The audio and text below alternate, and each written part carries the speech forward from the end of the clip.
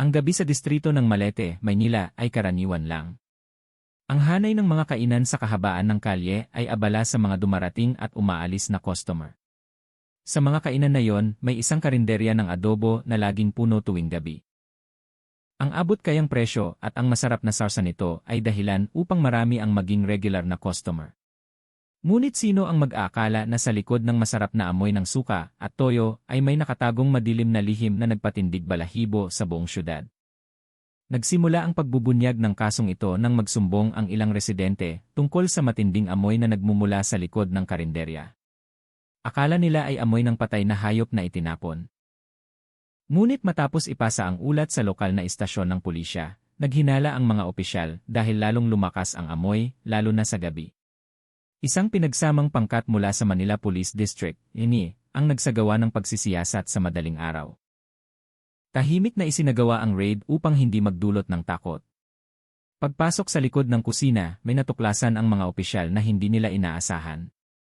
Isang tumpok ng karne sa malalaking lalagyan, ngunit ang hugis ng mga hiwa ay hindi katulad ng karne ng baboy o baka na ibinebenta sa menu. Matapos ang paunang pagsusuri ng forensic team na dumating sa lugar, ang pansamantalang resulta ay nagpakita na ang mga hiwa ay naglalaman ng tisyo ng tao. Si Police Colonel Ramon Bautista, hepe ng ESI, sa kanyang pahayag ay nagsabi, "Patuloy pa rin ang aming malalim na investigasyon. Ngunit ang paunang pagsusuri ay nagpapakita na ang karne ay hindi mula sa mga alagang hayop. Ang forensic team ay nagtatrabaho upang matukoy ang pinagmulan ng tisyo. Ang pagtuklas na ito ay mabilis na nagpagulat sa komunidad. Ilang customer na nakakain doon gabi bago ang insidente ay nagsabing naramdaman nila ang pagduduwal at gulat matapos malaman ang balita. Ilang residente ang nag-upload ng video ng mga sandali ng raid sa social media. Na naging viral ang kaso at nagdulot ng iba't ibang haka-haka. May nagsabi na ang salarin ay may problema sa pag-isip. Mayroon ding naghinala na ito ay bahagi ng isang okultong gawain. Samantala, agad na kumilos ang Manila City Health Office upang suriin ang mga pagkain sa ilang kalapit na kainan upang matiyak na walang katulad na pamamahagi ng karne. Nag-abiso rin ang pamahalaang lungsod sa publiko na maging mas maingat at mag-ulat kung may makita silang kahina-hinala sa mga establishmentong kumakain. Hanggang ngayon, sarado na ang karinderya. Samantala, ang may-ari nito, isang 42 taong gulang na lalaki na may inisyal na Mang Bert, ay dinala na upang kumuha ng karagdagang impormasyon. Dinala rin ng pulisya ang ilang ebidensya tulad ng malalaking plastik na lalagyan, kutsilyo sa kusina, at isang pamutol ng karne na may mansa pa ng dugo. Patuloy pa ring iniimbestigahan ang kasong ito ng pinagsamang pangkat ng investigador. Samantala, tensyonado ang kapaligiran sa paligid ng lugar.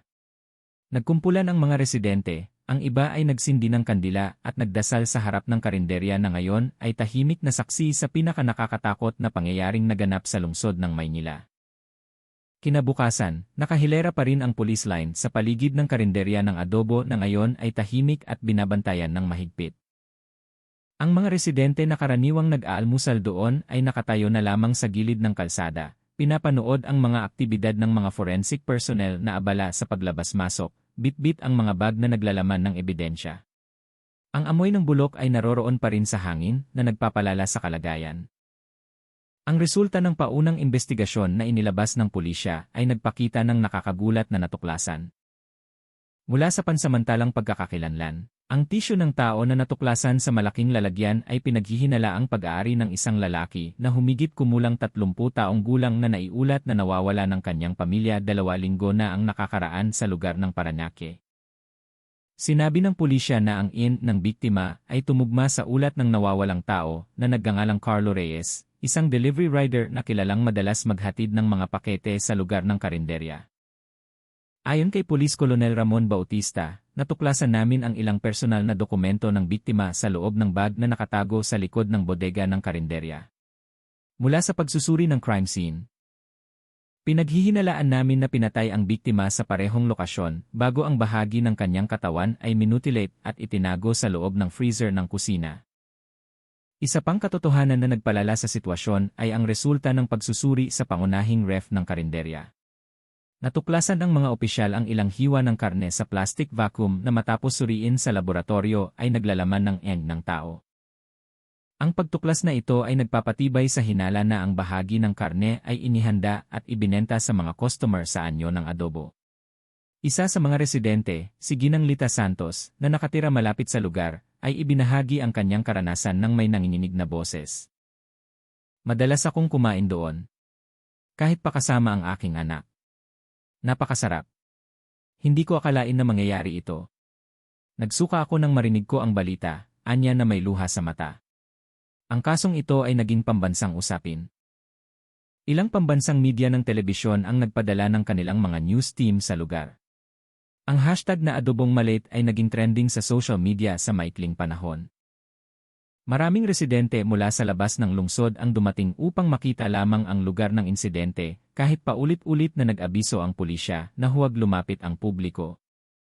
Samantala, ang pangunahing suspect na si Mang Bert, ang may-ari ng karinderya ng adobo na ngayon ay tinatawag ng mga residente bilang karinderya ng kamatayan, ay kasalukuyang sumasailalim sa matinding pagsisiyasat sa NI headquarters.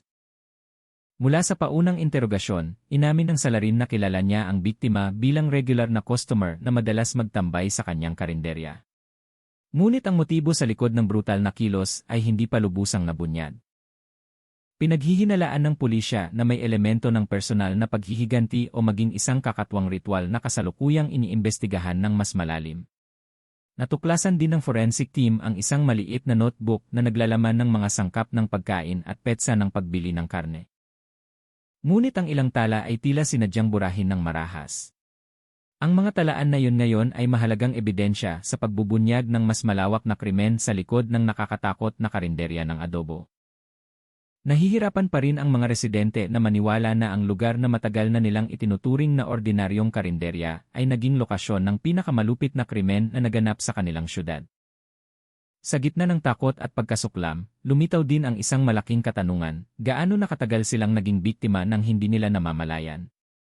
Sa silid ng interogasyon ng AC headquarters, tensyonado ang kapaligiran. Si Mang Bert, ang may-ari ng karinderya ng adobo na ngayon ay tinatawag ng mga residente na karinderya ng kamatayan, ay nakaupo na nakakadena ang mga kamay. Walang laman ang kanyang tingin. Ngunit paminsan-minsan ay ngumiti siya ng bahagya, na nagpatindig balahibo sa mga investigador na sumusuri sa kanya. Matapos ang higit sa 8 oras na walang resulta, sa wakas ay nagsimulang magsalita ang salarin. Ayon sa impormasyong nakuha mula sa investigador, inamin ni Mang Bert na ginawa niya ang nakakatakot na kilos hindi lamang dahil sa panggigipit sa ekonomiya. Isinalaysay niya na ilang taon na ang nakakaraan ay malapit nang malugi ang kanyang karinderya. Noon, nakilala niya ang isang taong tinawag niyang guro, isang misteryosong figura na nag-alok ng mabilis na paraan upang maging sikat ang kanyang negosyo. Sa ritual na isinagawa sa kabubatan sa gilid ng Rizal, inamin ni Mang Bert na inutusan siyang mag-alay ng karne ng tao upang pagpalain ang kanyang negosyo. Mula noon, ayon sa kanyang pag-amin, nagsimula siyang maghanap ng mga biktima. Nagsimula ang kanyang modus sa mga taong dumarating sa kanyang karinderya sa hating gabi, lalo na ang mga customer na tila nag-iisa. Sinamantala ni Mang Bert ang mga tahimik na sandali upang isagawa ang kanyang plano, pagkatapos ay niluto ang bahagi ng katawan ng biktima upang maging sangkap ng pagkain. Ang ritual ay dapat gawin tuwing kabilugan ng buwan, sabi ng salarin sa pag-amin na binasa ng investigador. Patuloy pa ring bineberipika ng pulisya ang bawat pag-amin ni Mang Bert sa mga ebidensyang mayroon dahil hanggang ngayon ay wala pang malinaw na bakas ng kinaroroonan ng tinutukoy na guro. Ngunit mula sa digital na pagsusuri, natuklasan ang mga mensahe sa cellphone ng salarin na naglalaman ng kakatwang mga salita tulad ng ang dugo ay handog, ang sarsa ng adobo ay daluyan. Ang mga mensahe ay ipinadala mula sa hindi kilalang numero ilang oras bago ang huling insidente. Sinabi ni Police Colonel Eduardo Lopez, hepe ng Public Information Office ng na hindi nila isinasantabi ang posibilidad na may elemento ng psychopathology o matinding sakit sa pag-isip na nakakaapekto sa salarin. Isang forensic psychiatrist team na ang ipinadala upang magsagawa ng pagsusuri sa pag-isip. Ngunit, inuuna pa rin namin ang aspeto ng krimen dahil may tunay na biktima sa kasong ito, anya sa isang press conference. Ang balita ng pag-amin ng salarin ay lalong nagpakalat ng gulo sa komunidad ng Malate. Dose-dose ng residente ang dumalo sa NI headquarters, bit-bit ang mga tarpaulin na nakasulat, bitayin ang salarin ng brutal na pagpatay. Sa social media, lumitaw ang mga komento mula sa mga netizen na nagpapahayag ng takot at galit sa ginawa ng salarin. Marami ang hindi makatanggap ng katotohanan na ang pagkain kanilang kinakain ay maaaring mula sa hindi makataong gawain. Samantala, sa lugar ng insidente, apektado rin ang ekonomiya. Maraming maliliit na negosyante ang nagsara ng kanilang karinderya dahil sa takot na baka ayaw ng kumain ng mga customer sa lugar na yon. Isinasaalang-alang pa ng pamahalaang lungsod ng Maynila na magsagawa ng malawakang pagsisiyasat sa lahat ng karinderya ng karne sa syudad upang matiyak ang kaligtasan ng pagkain ng publiko. Ngunit sa gitna ng lahat ng kaguluhan, natuklasan ng pulisya ang isang karagdagang katotohanan na nagpalalim sa misteryo. Sa likod ng silid ng karinderya ay may nakatagong isang lihim na pinto na papunta sa isang maliit na silid sa ilalim ng lupa. Doon natuklasan ang mga itim na kandila, pulang tela, at isang kakatwang estatwa na may tuyong mansa ng dugo sa mukha. Ang pagtuklas na ito ay lalong nagpatibay sa hinala ng isang ritual na gawain. Ngayon, ang kaso ng karinderya ng kamatayan sa Malete ay hindi na lamang isang ordinaryong kaso ng krimen, kundi nagbubukas ng posibilidad ng isang network ng madilim na paniniwala na lihim na nagpapatakbo sa gitna ng lipunan. Ipinangako ng pulisya na susundan ang lahat ng bakas hanggang matapos. Hindi alintana kung gaano kalalim ang lihim na yon. Nang gabing iyon, madilim ang kalangitan sa Maynila. Sa ilalim ng ambon, bumalik ang pinagsamang pangkat mula sa ini at ini sa lokasyon ng karinderya ng adobo na ngayon ay mahigpit na binabantayan ng pulisya at mga sasakyan ng forensic. Ang pagtuunan ng pansin sa araw na iyon ay ang silid sa ilalim ng lupa na natuklasan ng nakaraang araw. Isang makipot na silid na hindi alam ang kinaroroonan dahil nakatago sa makapal na baldosa sa sahig ng likod ng kusina. Nang buksan ng mga opisyal ang silid, umalingasaw agad ang amoy ng lumang amoy na may halong bulok. Ang limitadong ilaw mula sa flashlight ay nagpapaporma sa mga anino sa dingding na tila sumasayaw. Sa loob ng maliit na silid na iyon, natuklasan ang isang lumang kahoy na mesa na may madilim na pulang mansa, ilang bote ng salamin na naglalaman ng hindi kilalang likido, at isang luma at gusot na libro sa banyagang wika na may nakasulat na parang orasyon. Sa libro, natuklasan ang paulit-ulit na pangungusap na ang espiritu ng kapangyarihan ay nagmumula sa karne ng tao na inihahanda ng walang takot. Pinaghihinalaan ng pulisya na ang libro ang naging gabay ng salarin sa pagsasagawa ng ritual tuwing magbubukas ng bagong menu sa kanyang karinderya. Hindi kalayuan sa mesa, natuklasan ang 3 maliliit na butas sa sahig na naglalaman ng mga labi ng buto at itim na abo na kasalukuyang sinusuri ng forensic team. Matindi ang hinala na ang mga butas ay lugar ng pagsusunog ng mga labi ng katawan ng biktima upang hindi mag-iwan ng bakas. Isang investigador na nasa lugar ang nagsabing hindi lamang ito isang pagpatay. Ito ay isang uri ng ritual na matagal nang nangyayari at isinasagawa ng buong kamalayan. Mula sa karagdagang investigasyon, natuklasan na si Mang Bert ay naninirahan sa gusali ng karinderya sa loob ng halos 6 na taon. Matagal nang namatay ang orihinal na may-ari ng gusali at pinaghihinalaang pinalsipika ang titulo ng pagmamay-ari. Sa loob ng panahong iyon, naitala ang ilang ulat ng mga nawawalang tao sa paligid ng mga lugar ng Parañaque at Las Piñas. Lahat ay hindi natagpuan. Ngayon, sinisimulan na ng pulisya na iugnay ang mga kasong iyon sa pagkakaroon ng karinderya ng adobo. Samantala, sa labas ng lugar, patuloy ang pagdating ng mga residente. Ang ilan ay nagsisindi ng kandila at nagbabasa ng panalangin. Ilan sa kanila ang nagsabing nakakita sila ng kakatwang bagay bago nabunyag ang insidente. Minsan sa hating gabi, nakita ko ang salarin na nakaupo sa harap ng karinderya habang nagsusunog ng kamangyan.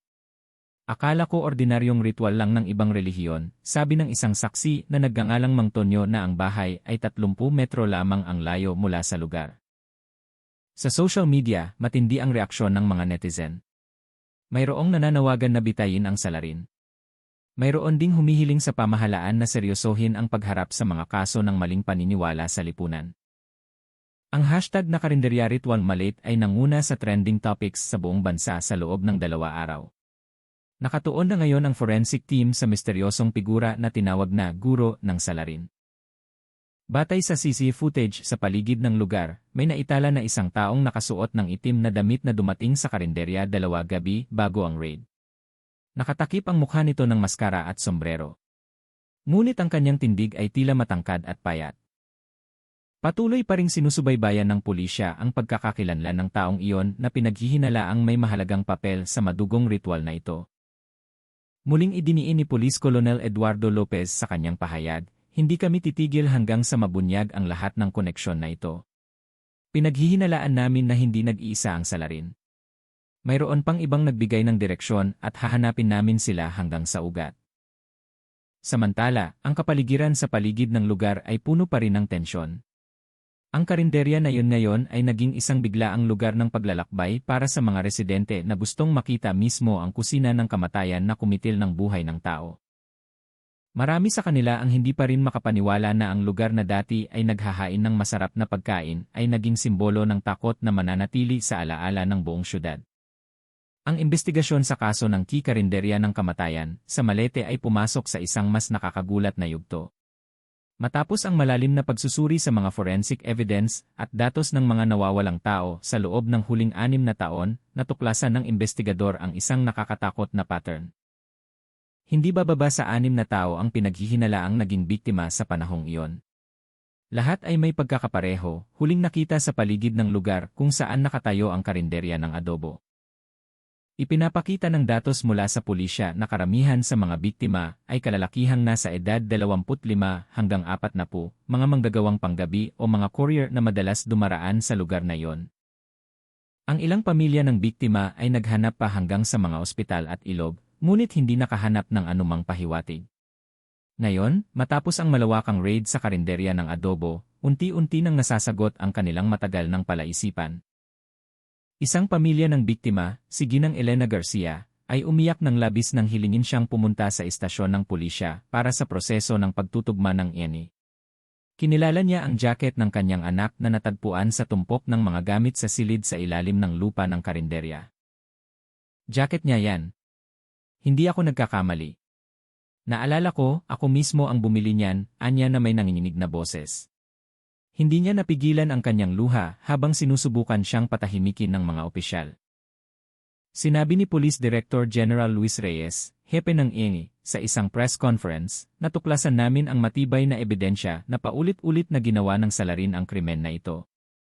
Bawat biktima ay may parehong pattern ng sugat at modus. Hindi ito nagkataon, kundi isang serye ng pagpatay na pinlano. Batay sa resulta ng autopsy, bawat biktima ay kumpirmadong namatay dahil sa saksak ng matulis na bagay sa dibdib bago ang kanilang katawan ay minutilate at ang bahagi ng karne ay itinago sa freezer ng kusina.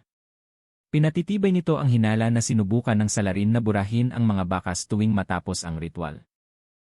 Bukod pa rito, natuklasan din ng pulisya ang isang lumang kamera na naglalaman ng video ng ritual na isinagawa ng salarin kasama ang isa pang figura na ang mukha ay natatakpan ng itim na tela.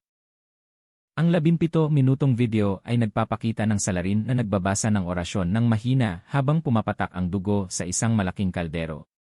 Ang sandaling ito ay tinawag ng investigador na pinakanakakatakot na ebidensya sa kasong ito. Sa kabilang banda, lalong natatakot ang mga residente na lumabas sa gabi. Maraming maliliit na karinderya sa loob ng 500 metrong radius mula sa lugar ang piniling magsara ng maaga. Isang nagtitinda ng sinangag ang nagsabi, karaniwan ay nagsasara ako ng 12:12 ng hating gabi. Kagabi, 12:9 pa lang, nagsara na ako. Takot ako, kuya. Nakakatakot maalala lahat iyon. Ang pangyayaring ito ay hindi lamang nagpababa sa moral ng mga residente ng Malate, kundi nagdulot din ng domino effect sa lokal na industriya ng pagkain. Nagdududa na ang ilang customer na kumain sa mga karinderya ng karne. Samantala, inihayag ng pamahalaang lungsod na magsagawa ng malawakang raid sa lahat ng kainan na nagbebenta ng karne nang walang opisyal na pahintulot mula sa Department of Agriculture. Samantala, si Mang Bert ay patuloy na sumasailalim sa matinding pagsisiyasat. Mula sa paunang pagsusuri sa pag-iisip, nabunyag na hindi siya nagkaroon ng matinding sakit sa pag-isip. Ibig sabihin, buwang kanyang kamalayan sa kanyang ginawa. Nagpatibay ito sa paniniwala ng mga investigador na ang brutal na kilos ay hindi dahil sa halusinasyon o panggigipit sa pag-isip, kundi batay sa isang maling paniniwala na sinunod niya ng may kamalayan at buong pagpaplano. Ngayon, ang publiko ay makapaghintay lamang sa huling resulta ng investigasyon. Ngunit isang bagay ang sigurado, ang anino ng karinderya ng adobo ay nag-iwan ng malalim na sugat sa puso ng mga residente ng Malete na nag-iwan ng trauma na maaaring hindi mawala sa mahabang panahon. Ilang araw matapos ang pag-amin ni Mang Bert na nagpagulat sa publiko, sa wakas ay natuklasan ng mga investigador ang misteryosong figura na tinutukoy bilang guro. Ang taong pinaghihinala ang utak sa likod ng madugong ritual sa karinderya ng kamatayan sa Malete. Sa pamamagitan ng digital footprints at pagsubaybay sa cellphone ng salarin, natuklasan ng pulisya ang komunikasyon sa pagitan ni Mang Bert at ng isang taong may inisyal na Caben. Isang lalaki na humigit kumulang 55 taong gulang na kilala sa mundo ng espiritualidad bilang isang albularyo na nagpapalakas ng negosyo. Mula sa investigasyon, madalas lumipat ng lugar si Caben sa paligid ng Cavite at Laguna at mayroon siyang ilang disipulo na sinasabing nagbukas ng negosyo sa pamamagitan ng okultismo. Sa huling mensahe bago ang pag-aresto, natuklasan ang isang text na nagsasaad, ang dugo ng tao ang garantiya ng kapangyarihan. Huwag matakot sa amoy dahil ang amoy ay tanda na tanggap ang handog. Ang mensahe ay ipinadala 2 gabi bago ang raid. Batay sa yes data mula sa cellphone ng salarin, sinubaybayan ng pulisya ang lokasyon ng pagpapadala ng mensahe sa isang lumang bahay sa gilid ng kagubatan ng Tanay, Rizal. Sa lugar na iyon isinagawa ng pinagsamang pangkat ng SWAT at SID ng INI ang raid sa madaling araw ng 2 oras 15 minuto diyan. Pagbukas ng pinto ng bahay, sinalubong ang mga opisyal ng nakakatakot na tanawin. Isang silid na puno ng itim na simbolo, mga larawan ng ilang tao na may pulang X, at isang ritual na mesa na may tuyong dugo ng hayop.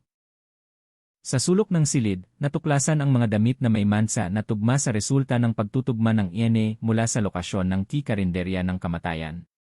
Si Caben ay matagumpay na naaresto ng walang paglaban. Sa maikling interogasyon, inamin niya na siya ang gabay espiritual ni Mang Bert at na ang ritual ay bahagi ng isang sinaunang aral upang maiwasan ang masamang kapalaran at mapadali ang biyaya. Ikinukwento pa niya na mayroon siyang 12 iba pang disipulo sa iba't ibang rehiyon sa Pilipinas.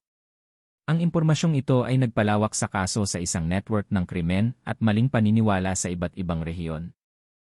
Hinahabol na ngayon ng pulisya ang 3 iba pa na pinaghihinalaang tumulong sa salarin na maghanda ng mga sangkap ng ritual at magtago ng mga bakas ng biktima. Muling idiniin ni Police Director General Luis Reyes sa press conference, hindi na ito isang simpleng kaso ng pagpatay. Nakaharap kami sa isang network na nagpapatakbo sa ilalim ng maskara ng espiritual na ritual. Hahabulin namin ang lahat ng kasangkot hanggang sa ugat. Ang pag-aresto kay Caben ay nagdulot ng matinding kaguluhan. Daan-daang residente ang dumalo sa istasyon ng pulisya upang makita ang mukha ng albularyo na kilala ng marami bilang isang tahimik at matulungin na tao. Isang kapitbahay sa Tanay ang nagsabi pa, madalas siyang tumulong sa mga may sakit, ngunit madalas din siyang magdala ng kakatwang damit. Akala ko tradisyonal na paggamot lang. Sa kabilang banda, agad na naglabas ng opisyal na pahayag ang mga leader ng relihiyon at ang National Commission on Indigenous Peoples, NCIP, na ang mga ganitong gawain ay hindi bahagi ng anumang turo ng relihiyon at kabilang sa mapanganib na uri ng pamahiin. Nag-abiso rin ang NCIP sa publiko na mag-ingat sa mga alok ng pagpapayaman o pampaswerte na hindi makatuwiran. Ang kaso na ito ngayon ay hindi lamang isang kaso ng krimen, kundi nagiging babala rin sa lipunan tungkol sa panganib ng mga maling paniniwala na nagpapangako ng mabilis na kayamanan. Nagsisimulang maging mulat ang publiko na sa likod ng bawat mabilis na tagumpay, maaaring may presyo ng sangkatauhan na binabayaran ng dugo. Ang karinderya ng kamatayan, ngayon ay naging lugar ng sama-samang panalangin at simbolo ng babala. Sa dingding nito, isinulat ng mga residente ang simpleng mensahe na may puting pintura, huwag ipagpalit ang biyaya sa buhay. Matapos arestuhin si Caben, may mas nakakagulat na natuklasan ang mga investigador. Mula sa pag-amin ng guro, natuklasan na ang karinderya ng adobo sa Malete ay isa lamang sa ilang mga puntos ng pag-aalay sa loob ng network ng ritual na nakakalat sa iba't ibang lungsod sa Pilipinas. Ang mga talaan na natagpuan sa ritual na libro ni Caben ay naglalaman ng mga pangalan ng mga lungsod tulad ng Pasig, Mandaluyong, at Quezon City. Lahat ay tinutukoy bilang mga lokasyon kung saan nagbukas ng negosyo ng pagkain ang kanyang mga disipulo. Agad na bumuo ang SID ng ENS ng isang espesyal na task force na tinatawag na Task Force Balikloob sa pakikipagtulungan sa National Bureau of Investigation, NIE. Isinagawa ang isang pinagsamang operasyon upang subaybayan ang mga bakas ng mga disipulo ni Caben na pinaghihinalaang sumusunod sa maling aral sa pamamagitan ng paggamit ng dugo ng tao bilang pampaswerte. Sa isang kainan sa Pasig, natuklasan ng pulisya ang isang freezer na naglalaman ng mga kahina-hinalang hiwa ng karne na kasalukuyang sinusuri sa forensic laboratory. Ang may-ari nito, isang lalaki na may inisyal na Kuya Fred, ay umamin na kilala niya si Caben at nakilahok sa ritual ng pagpapayaman sa kabubatan ng tanay 3 taon na ang nakakaraan. Ikinatuwiran niya na ang dugong ginamit ay mula sa hayop, hindi sa tao. Ngunit hindi pa lubusang pinaniniwalaan ng mga investigador ang pag-amin na iyon. Samantala, sa Quezon City, isang babaeng may-ari ng karinderya ng sinigang ang inaresto dahil sa pagkakaroon ng mga bagay na katulad ng natuklasan sa lokasyon sa Malit, isang batong estatwa na may pulang mata, itim na tela, at isang libro ng orasyon. Inamin ng babae, sabi ng guro, kung gusto mong dumami ang customer, kailangan ng dugo, pero hindi ako nakasakit ng tao. Ang mga pahayag na ito ay nagpatibay sa hinala ng pulisya na nagtayo si Caben ng isang network ng ritual na may maraming tagasunod na hindi lahat ay nakakaalam ng nakakatakot na bunga ng mga gawain na iyon. Ang ilan ay sumusunod lamang sa mga pamamaraan nang hindi alam na ginagamit sila ng guro para sa mas madilim na layunin. Ang kasong ito ay nagdulot ng pambansang kaguluhan. Ang balita tungkol sa mga karinderya na nagpapayaman gamit ang dugo ng tao ay naging headline sa telebisyon, online media, at maging sa trending topics ng social media. Binaha ng mga netizen ang comment sections ng takot at galit. Marami ang nagsimulang magduda sa pagiging totoo ng karne sa mga karinderya na nagpababa sa kita ng mga negosyo ng pagkain sa ilang lungsod. Humugot din ang sentral na pamahalaan. Ang Department of Interior and Local Government, DILG, kasama ang NSIP at Department of Social Welfare and Development, YALE, ay bumuo ng isang spiritual and social community monitoring team upang maiwasan ang pagkalat ng mga katulad na gawain. Inihayag pa ng gobernador ng Metro Manila ang isang espesyal na programa na tinatawag na Clean and Halal Food Movement bilang hakbang upang maibalik ang tiwala ng publiko sa lokal na industriya ng pagkain. Ngunit sa gitna ng mga pagsisikap na maibalik ang normalidad, natuklasan pa rin ng pulisya ang isang mas madilim na katotohanan.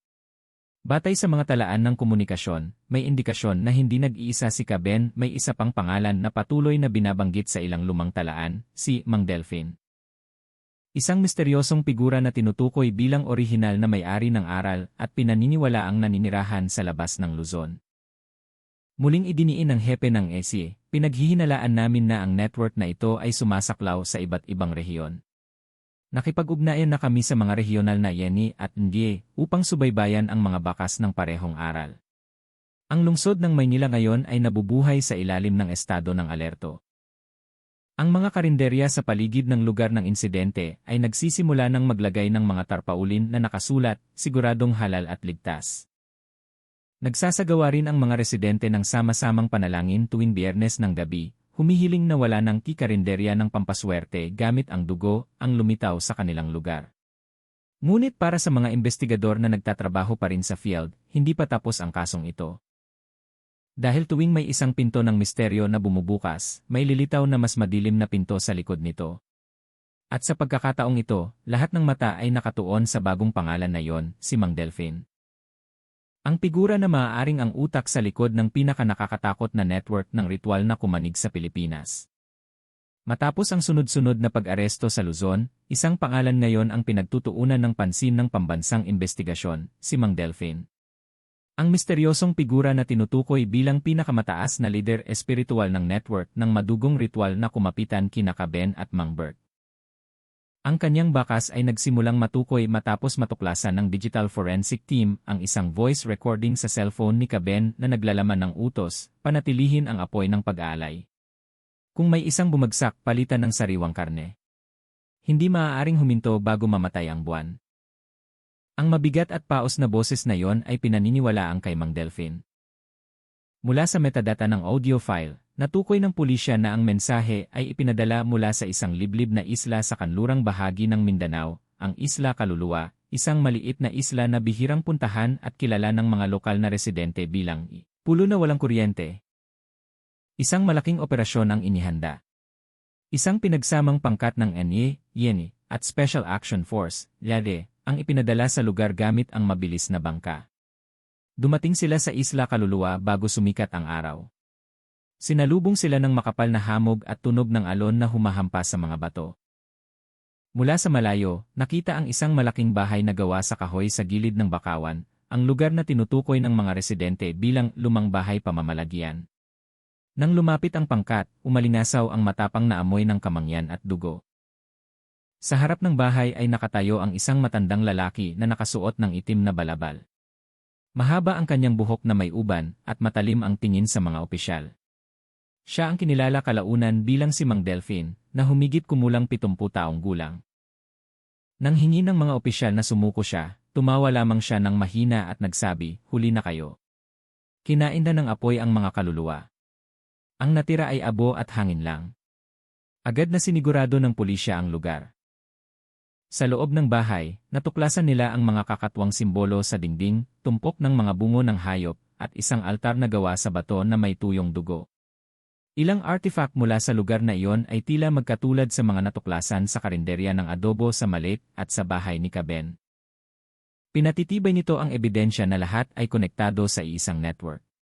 Ngunit ang pinakanakakagulat ay ang pagtuklas ng listahan ng mga pangalan at lungsod sa isang nakabalot na pulang tela sa altar na gawa sa bato. May 19 na pangalan, ang ilan ay naitala na bilang mga biktima sa Malate, Pasig at Quezon City. Ang iba ay hindi pa alam ang kinaroroonan. Pinaghihinalaan ng pulisya na sila ang mga susunod na iaalay. Samantala, ang mga residente ng Isla Kaluluwa ay nagsabing matagal na silang naghihinala sa mga kakatwang aktibidad sa lugar na iyon.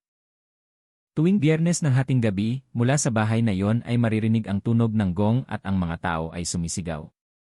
Pero takot kaming magsumbong, sabi ng isang matandang mangingisda na nagngangalang Mang Jose na naninirahan na sa isla ng higit sa 20 taon. Ang proseso ng pag-aresto kay Mang Delfin ay puno ng tensyon. Nang siya ay babangkulot, sumigaw siya ng isang hindi kilalang wika at biglang namatay ang ilang kandila sa altar. Bagamat hindi siya lumaban ng pisikal, ang kanyang tingin ay nagpatindig balahibo sa ilang opisyal. Matapos dalhin sa Maynila, ipinapakita ng paunang pagsusuri kay Mang Delfin na siya ay isang dating tagasunod ng lokal na paniniwala na kalaunan ay nagpaunlad ng isang maling aral tungkol sa kapangyarihan ng dugo at pag-aalay ng tao. Inaangkin niya na ang ritual ay nagbibigay buhay sa enerhiya ng lupa at nagagarantiya ng tagumpay sa kanyang mga disipulo. Ngunit mula sa pananaw ng batas, ang lahat ng pag-amin na iyon ay nagpapatibay lamang sa mga akusasyon ng mabibigat na krimen, sunod-sunod na pagpatay na pinlano, pagkalat ng maling aral, at paggawa ng ritual na kanibalismo. Ang pag-aresto kay Mang Delfin ay naging mahalagang bahagi sa kasaysayan ng krimen sa Pilipinas. Tinawag ito ng mga kriminalista bilang pinakanakakatakot na kaso ng kulto sa modernong panahon. Sinimulan na ring iulat ng internasyonal na media na nagpapansin kung paano ang mga madilim na gawain na iyon ay tahimik na lumago sa gitna ng modernong lipunan. Ang lungsod ng Maynila ngayon ay nagsisimula ng dahan-dahan bumalik sa normal, ngunit ang psikolohikal na sugat na iniwan ng kasong ito ay malalim pa rin. Maraming residente na dating customer ng karinderya ng adobo ang patuloy na sumasailalim sa trauma counseling sa lokal na klinika. Samantala, patuloy na sinusubaybayan ng mga otoridad ang posibilidad ng mga katulad na network sa labas ng Luzon. Ngunit, isang bagay ang nananatiling nakabinbin at nagpapabahala sa publiko. Sa huling talaan na natagpuan sa altar ni Mang Delfin, may nakasulat na isang pangungusap na nagpatindig balahibo, kung huminto ang pagdaloy ng dugo, hahanap ng bagong lalagyan ng apoy. Bagamat itinuturing na katapusan ng network ng madugong ritual na nagpagulo sa Luzon ang pag-aresto kay Mang Delfin, iba ang sinasabi ng katotohanan. 2 linggo matapos ang insidente, lumitaw ang bagong ulat. 3 residente ng Maynila ang naiulat na misteryosong nawawala. Ang 3 ay mga independenteng mamamahayag na sumusubaybay sa kwento ng karinderya ng kamatayan para sa isang dokumentaryo. Inakala ng pulisya sa simula na naligaw lamang sila. Ngunit nang matagpuan ang motorsiklo ng isa sa kanila sa gilid ng ilog Pasig na may bahid ng dugo sa upuan, biglang nagbago ang hinala. Sa lugar na yon, natagpuan din ang isang kakatwang simbolo, isang bilog na may pulang ekis sa gitna. Eksakto itong kapareho ng simbolo na iginuhit ni Mang Delfin sa kanyang ritual na altar. Muling nagdulot ng takot ang balitang ito sa mga residente ng Maynila. Marami ang naniniwala na kahit na nahuli na ang pinuno, ang apoy na binanggit sa kanyang mensahe ay hindi pa lubusang namamatay. Ilang residente pa nga ang nagsabing nakarinig sila ng mahinang tunog ng gong sa paligid ng lokasyon ng karinderya na ngayon ay sarado at ginawang lugar ng sama-samang panalangin. Samantala, ang NDA team ay nagsagawa ng matinding pagsusuri kay Mang Delfin sa isang espesyal na pasilidad ng detensyon. Mukhang kalmado ang matandang lalaki, tila nasiyahan sa atensyon ng media na muling nakatuon sa kanya. Nang tanungin tungkol sa pagkawala ng tatlong mamamahayag, sumagot siya ng mahina. Dumating sila upang tawagin ang apoy. Binuksan ko lamang ang daan. Ang sagot na iyon ay nagpatindig balahibo sa mga investigador. Muling sinuri ng pulisya ang listahan ng mga pangalan sa pulang tela na natagpuan sa altar. Mula sa listahan ng 19 na pangalan, 7 pangalan ang hindi pa natutukoy. Matapos subaybayan, 3 sa mga ito ay tumugma sa pangalan ng mga nawawalang mamamahayag. Sinabi ni Police Director General Carlos D. Magiba, hepe ng NIE, sa isang press conference, kasasalukuyan naming iniimbestigahan ang posibilidad na ang iba pang tagasunod ni Mang Delfin ay aktibo pa rin at sinisikap na ipagpatuloy ang ritual. Hindi lamang ito isang ordinaryong kaso ng krimen, kundi naging banta na ito sa seguridad ng lipunan at relihiyon. Sa kauna-unahang pagkakataon, inilabas ng sentral na pamahalaan ang National Anti-Black Ritual Operation na kinasasangkutan ng intelligence at kapulisan sa lahat ng probinsya. Ang layunin ay habulin ang mga natitirang miyembro ng network ng mga tagasunod ni Mang Delfin na nakakalat pa rin. Ngunit sa gitna ng paghabol na iyon, lumitaw ang isang kakatwang fenomena na nagpalalim sa misteryo. Isang 29 segundong video ang biglang naging viral sa social media. Ipinapakita ng video ang 3 taong kamukha ng mga nawawalang mamamahayag na nakaupo sa paligid ng apoy sa isang madilim na lugar. Sa likod nila, makikita ang anino ng isang matandang figura na may mahabang buhok na nagsasabog ng isang bagay sa apoy. Mahinang tunog ang naririnig, hindi pa sapat ang dugo. 7 pa ang naghihintay. Hindi pa nakukumpirma ng pulisya ang pagiging totoo ng video. Ngunit ipinapakita ng metadata na ang video ay inupload mula sa isang lokasyon sa gilid ng kagubatan sa pagitan ng Maynila at Pasig, isang lugar na dating ruta ng ritual ni Caben. Muling umakyat ang takot ng mga residente. Maraming tao ang tumangging lumabas sa gabi at ang ilan ay umalis pa nga sa kanilang mga bahay pansamantala. Nagtala ang mga emergency services ng pagtaas ng mga ulat ng residente na nagsasabing nakarinig sila ng mga umiiyak mula sa direksyon ng karinderya na matagal nang sarado. Samantala, sa loob ng kanyang selda, si Mang Delfin ay sinasabing madalas na nakikipag-usap sa sarili sa gabi. Narinig ng gwardiya na bumubulong siya ng paulit-ulit, hindi sila namatay, lumipat lang sila ng lalagyan. Ang mga salitang iyon ay nagpalala sa tensyon. Nagtapos ba talaga ang ritual o nagsisimula pa lang ito mula sa mga anino na hindi nakikita? Patuloy pa ring pinagsisikapan ng pulisya na hanapin ang 3 nawawalang mamamahayag. Ngunit sa likod ng lahat ng investigasyon at pansin ng publiko, isang bagay ang malinaw, ang apoy ng krimen na sinindihan ng maling network na ito ay hindi pa lubusang namamatay. Ito ay nagniningas pa rin ng mahina, naghihintay ng oras upang muling magliyab. 3 buwan matapos ang malawakang raid, opisyal nang idineklara na tapos na sa batas ang kaso ng karinderya ng kamatayan sa Malete. Ang pangunahing salarin na si Mang Bert at ang kanyang guro na si Caben ay nahatulan ng kamatayan ng Regional Trial Court ng Maynila. Samantala, si Mang Delfin ay hinatulan ng habambuhay na pagkakakulong dahil itinuturing siyang utak sa likod ng madugong aral ng ritual na nagdulot ng 12 inosenteng biktima. Ngunit kahit tapos na ang paglilitis, hindi pa lubusang nawawala ang anino ng takot. Ayaw pa ring dumaan ng mga residente sa maliit na kalsada patungo sa lokasyon ng karinderya na ngayon ay naging sunog na guho. Sa huli, nagpasya ang pamahalaang lungsod ng Maynila na ganap na gibain ang gusali at gawin itong isang hardin ng panalangin at paalala sa mga biktima ng ritual. Sa pintuan nito, nakatayo ngayon ang isang simpleng monumento na may nakasulat, sa lugar na ito, minsan nawala ang sangkatauhan. Sana hindi na maulit pa. Ang gabi ng paggiba ng gusali ay tahimik. Naroon lamang ang mga opisyal, mamamahayag, at ilang pamilya ng biktima na nagdala ng mga bulaklak. Ngunit nang simulan ng unang excavator na hampasin ang mga labi ng dingding ng kusina, narinig ang isang kakatwang tunog na parang gong mula sa ilalim ng lupa.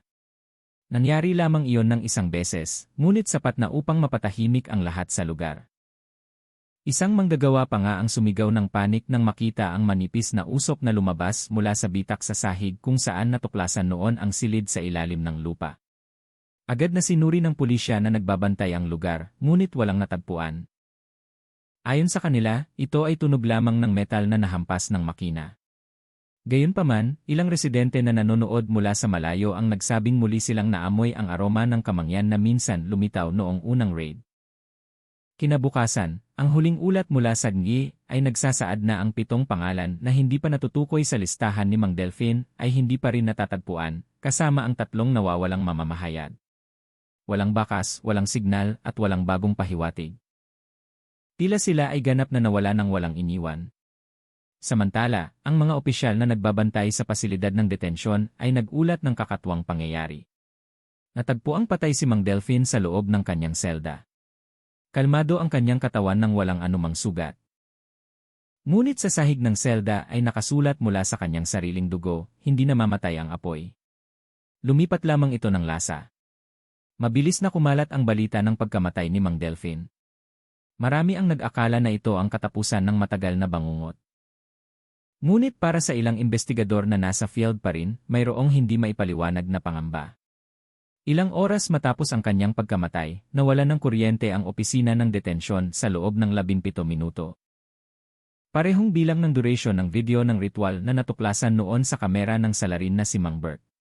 Nagsimula na ring maniwala ang mga residente na hindi huminto ang maling aral sa pagkamatay ng kanilang pinuno. Sa ilang lungsod, lumitaw ang mga ulat tungkol sa mga bagong karinderya na biglang dumami ang customer matapos ang 1 buwan na pagbubukas. Lahat ay nagbebenta ng karne na may sikretong resipe ng pamilya. Bagamat hindi pa napapatunayan, sapat na ang bulong-bulungan upang manatiling alerto ang pulisya. Ang task force balikloob na dating pansamantalang binuo ay opisyal ng ginawang permanenteng unit upang subaybayan ang mga katulad na fenomena sa buong Pilipinas. Sa pagtatapos ng taon, ipinalabas ng pambansang istasyon ng telebisyon ang isang dokumentaryo na pinamagatang Dugong Adobo, ang katotohanan sa likod ng katatakutan sa Malete.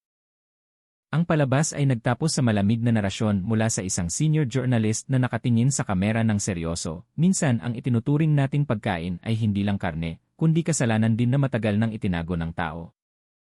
Ang broadcast na iyon ay nagmarka ng pagtatapos ng isang madilim na kabanata sa kasaysayan ng krimen sa Pilipinas. Ngunit nagsilbing paalala rin na ang krimen ay maaaring magtago sa likod ng mga bagay na pinakapamilyar sa ating paligid. At nang gabing iyon nang itutok ng kamera ang mga guho ng karinderya ng adobo na ngayon ay tinakpan na ng damo, dahan-dahang umihip ang hangin, bitbit ang mahinang aroma ng pampalasa at kamangyan. Tila isang huling bulong mula sa mga hindi na nakauwi. Lumipas ang 6 na buwan matapos gibain ang karinderya ng adobo sa Malete. Unti-unting bumalik sa normal ang syudad. Ang Bantayog ngayon ay lugar na kung saan nagdarasal at nagsisindi ng kandila ang mga residente tuwing Biyernes ng gabi bilang pag-alala sa mga biktima. Ginawa pa nga ng pamahalaang lungsod ang pangyayaring iyon bilang bahagi ng isang kampanya sa lipunan na pinamagatang Pangalagaan ang Konsensya, Iwasan ang Pagsasangla ng Kaluluwa. Ngunit sa gitna ng unti-unting pagbangon ng kapayapaan, muling nagulo ang mga residente ng sunod-sunod na kakatwang pangyayari. Isang kawani ng paglilinis na nagtatrabaho sa paligid ng Bantayog ang nagulat ng nakakagulat na bagay. Tuwing nililinis niya ang lugar bago maghating gabi, amoy adobo ang lumilitaw sa hangin na may kasamang tunog ng kumukulong tubig. Akala niya ay guni-guni lang. Hanggang isang gabi, natagpuan niya ang isang maliit na kahoy na mangkok na naglalaman ng itim na sarsa sa ibabaw ng Bantayog nang walang sinumang tao sa paligid. Hindi nagtagal pagkatapos nito, nangyari ang katulad na insidente sa mga residente sa ibang distrito.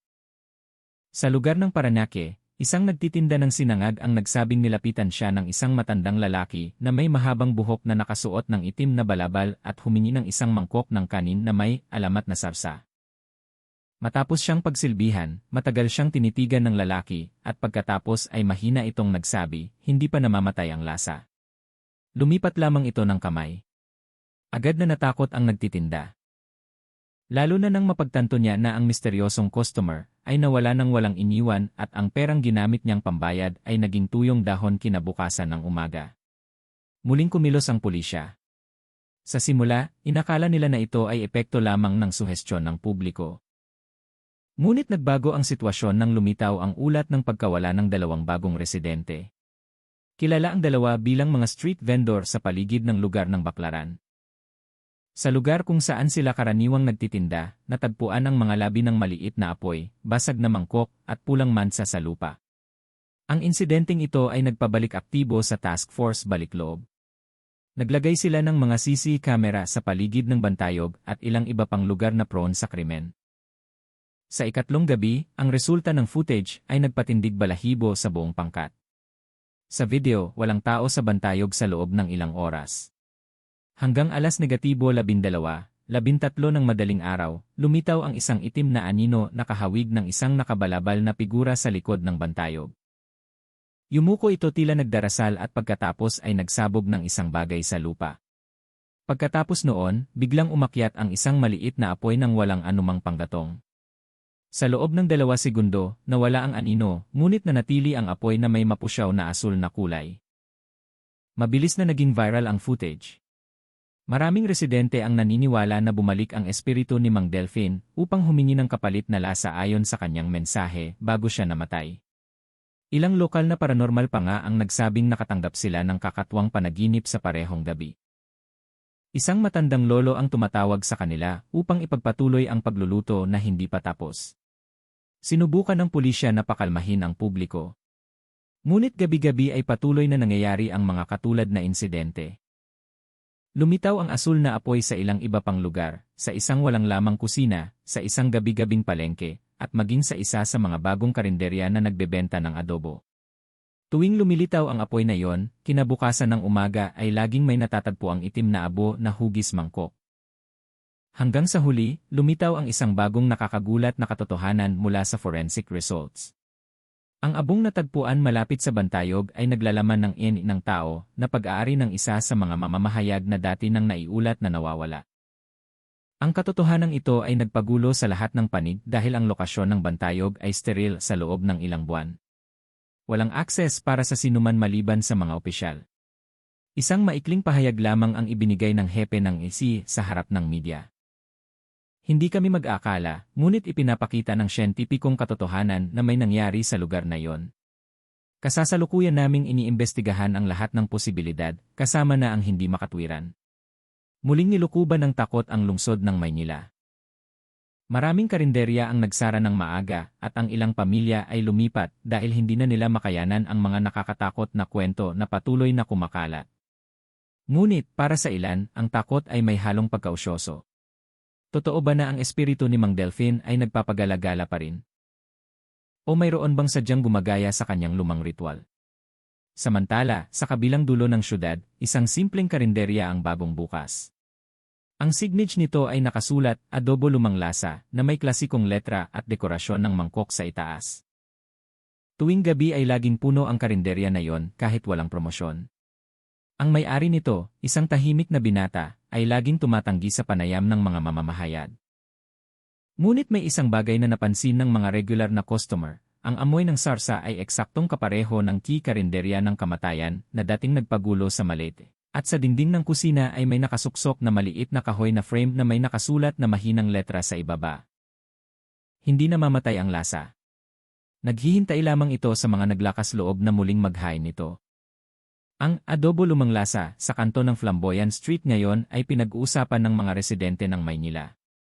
Tuwing gabi, umaabot ang pila ng mga customer hanggang sa bangketa. Marami ang nagsabing ang lasa ng adobo ay napakatapang, malinamnam, at naiiba sa ibang karinderya. Mayroon pang mga customer na dumarating mula sa labas ng syudad para lang matikman ito. Ngunit, sa likod ng nakakahawang sarap na yon, lumitaw ang mga kakatwang kwento na nagpatindig balahibo. Ilang customer ang nagsabing nakaranas sila ng kakaibang panaginip matapos kumain doon. Sa panaginip na yon, nakita nila ang kanilang sarili na nakaupo sa parehong mesa na nilukuban ng itim na hamog. Samantala, mula sa kusina ay naririnig ang tunog ng taong naghahalo ng kaldero habang mahinang tumatawa.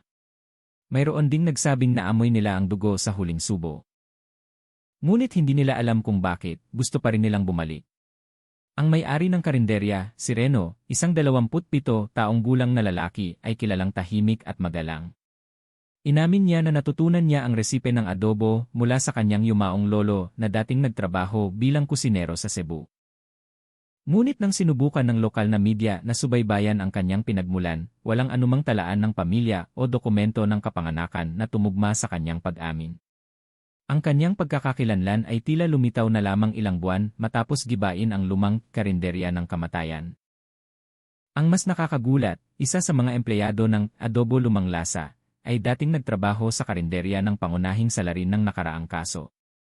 Ang lalaki ay kilalang bahagi ng kusina at inamin na nakulong siya dahil itinuturing siyang saksi sa kaso.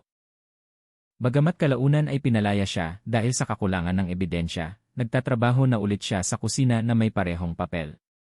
Nagsimulang maghinala ang mga residente sa paligid nang biglang nawala ang ilang ligaw na pusa na karaniwang nagpapagala-gala malapit sa karinderya ng walang bakas.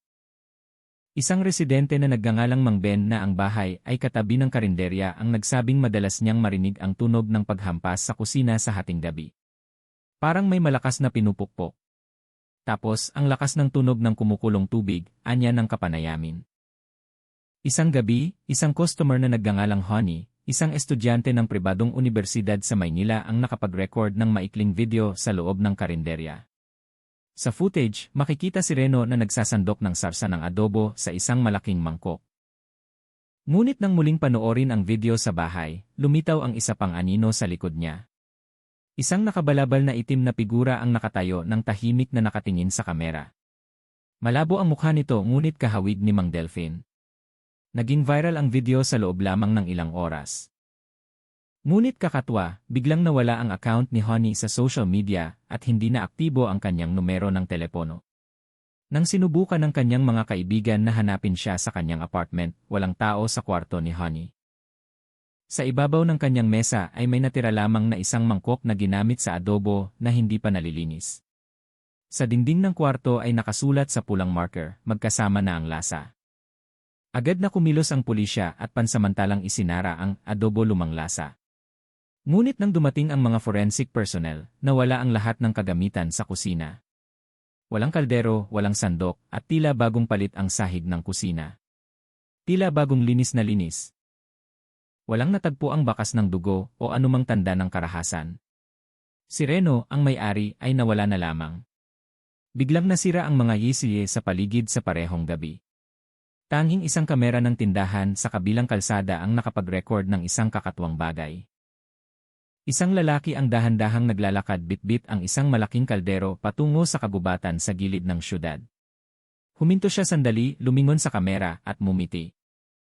Sa ilaw ng poste, malinaw na nakita ang kanyang mukha, kahawig ni Mang Bert, ang pangunahing salarin na nabitay 3 buwan na ang nakakaraan.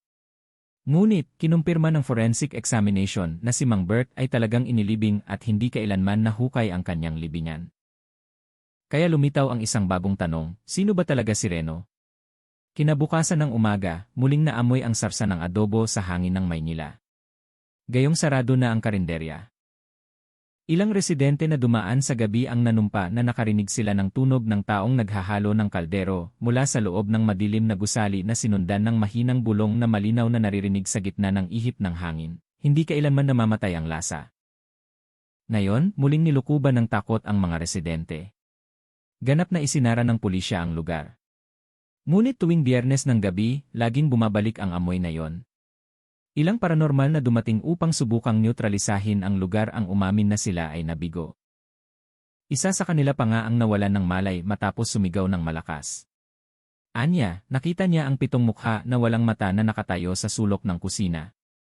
Tinawag ng media ang fenomena na ito na ang pagkabuhay ng dugong adobo. Sinubukan ng pamahalaan na pigilin ang takot sa pamamagitan ng pagsasabi na ang kaso ay iniimbestigahan pa rin. Ngunit para sa mga residente ng Maynila, alam nila ang isang bagay, ang karinderya ng adobo na iyon ay hindi lamang isang kainan, kundi isang pinto na hindi na dapat buksan muli. At sa gitna ng lahat ng katahimikan ng gabi, isang batang nagtitinda ng tissue na dumaan sa harap ng karinderya ang nagsabing narinig niya ang boses mula sa loob na mahinang tumatawag, "Pasok ka, handa na ang lasa." Kinabukasan matapos isara ang Adobo Lumang Lasa, muling nagulo ang lungsod ng Maynila. Madaling araw ng -2:45, isang malaking sunog ang tumupok sa dating gusali ng karinderya.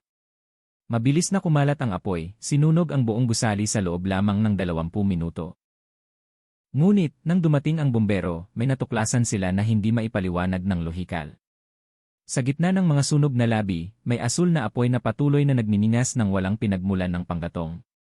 Ang temperatura sa paligid ng puntong iyon ay mas mainit kaysa sa ibang lugar. Nang sinubukan ng pangkat na patayin ito, lumiliit ang apoy ng kusa at pagkatapos ay dahan-dahang namatay. Nag-iwan ito ng natatanging aroma ng adobo at isang bakas ng buong batong mangkok na nakatayo ng tuwid sa gitna ng abo. Sa loob ng mangkok na iyon ay may nakasulat na nabuo mula sa abo, ang lasa ay lumipat, hindi nagtapos.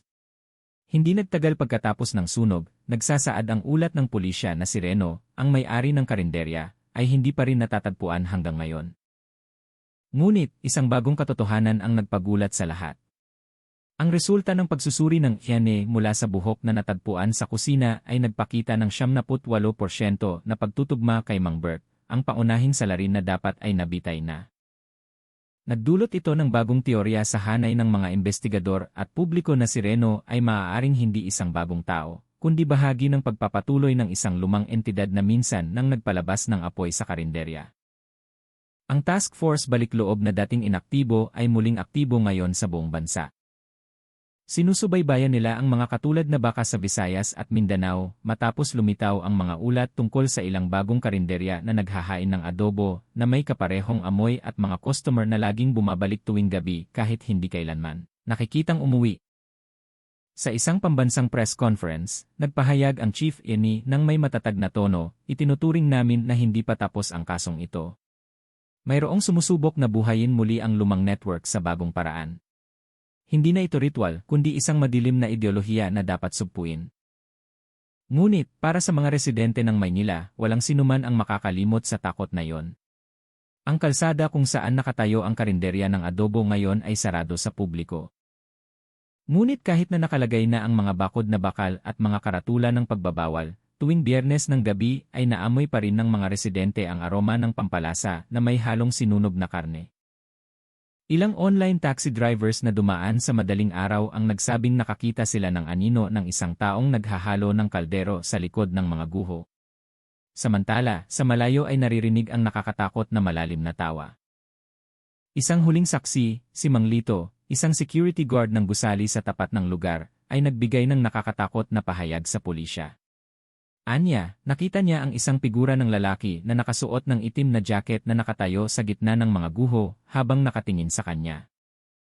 Pagkatapos ay ngumiti ang lalaki at nagsabi, kumakain ang tao at nakakalimot, ngunit ang lasa ay nabubuhay. Matapos noon, nawala na lamang ang figura sa gitna ng hamog. Ngayon, binabantayan ang lugar ng 24 oras ng mga opisyal. Ngunit walang sinuman ang naglalakas loob na lumapit ng mag-isa. Naniniwala ang mga residente na ang lasa na tinutukoy ay hindi lamang panlasa ng pagkain, kundi ang espiritu ng kasamaan na patuloy na naghahanap ng bagong lalagyan upang mabuhay, naghihintay ng bagong kamay na maglalakas loob na muling maghalo ng sarsa nito. At tulad ng huling pangungusap na nakasulat sa closing report ng INI, ang apoy ay namatay sa ibabaw, ngunit ang baga ng madilim na paniniwala ay nakatago pa rin sa pagitan ng mga taong nagugutom sa kayamanan at kapangyarihan. Ang kaso ng karinderya ng kamatayan sa Malate ay patunay na ang kadiliman ay maaaring magtago sa likod ng mga bagay na tila karaniwan. Mula sa masarap na aroma ng pampalasa ay nakatago ang nakakatakot na kwento tungkol sa ambisyon, ritual, at mga tao na nawalan ng konsensya para sa kapangyarihan. Hanggang ngayon, hindi pa lubusang namamatay ang misteryo nito. Nagbabago lamang ito ng anyo, naghihintay ng oras upang muling lumitaw. Manatiling mapagbantay laban sa lahat ng uri ng krimen na nagtatago sa ating paligid. Huwag kalimutang i-like, magkomento, at mag-subscribe upang hindi makaligtaan ang aming pinakabagong balita. Hanggang sa susunod na nakaka-interes na balita.